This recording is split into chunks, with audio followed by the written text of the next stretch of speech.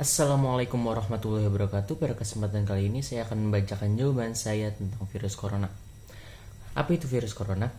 COVID-19 atau virus corona adalah virus yang menular. Biasanya menyerang saluran pernafasan dan membuat seseorang sesak nafas.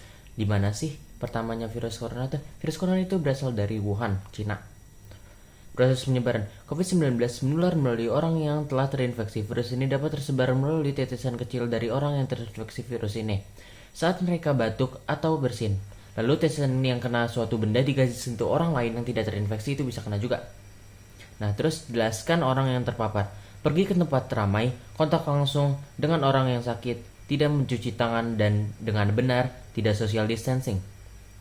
Oke, 5 dampak orang yang terpapar.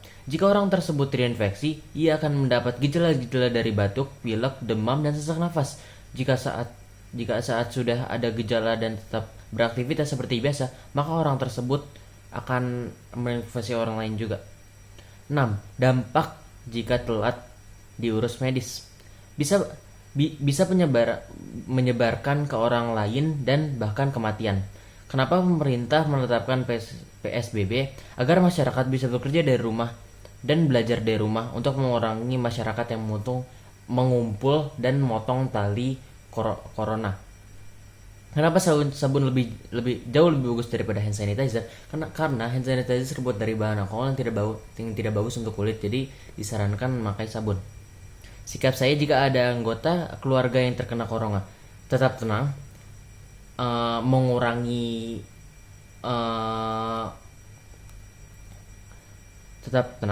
tidak melakukan kontak langsung, dan dibawa ke medis secepat mungkin. 10. Setujukah saya dengan penutupan pasar, masjid, dan pusat perbelanjaan?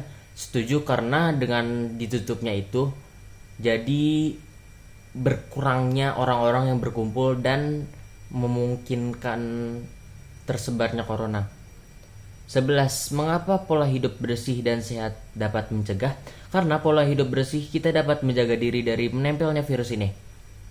12. Sebagai manusia yang beriman, bagaimana cara menghadapinya? Selalu berdoa, tetap beribadah walaupun di rumah, selalu sabar. Yakin bahwa kita bisa melewati wabah ini dengan sabar. 13. Dua hadis yang menyikapi wabah. Rasulullah SAW bersabda, "Ta'afun, wabah penyakit menular adalah suatu peringatan dari Allah Subhanahu wa taala untuk menguji hamba-hambanya dari kalangan manusia. Maka apabila kamu mendengar penyakit itu berjangkit di suatu negeri, janganlah kamu masuk ke negeri itu."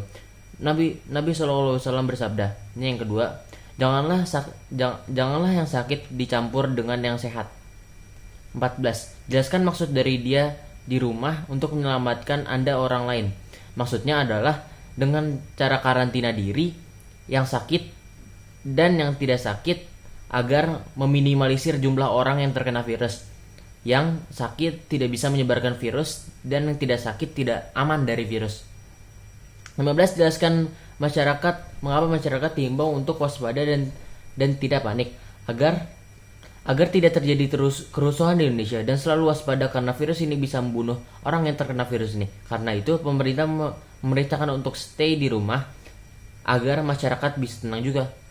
16. Apa yang dilakukan masyarakat untuk mendukung pemerintah mengatasi wabah? Masyarakat bisa menaati himbauan yang diperintahkan oleh pemerintah dan selalu hidup bersih.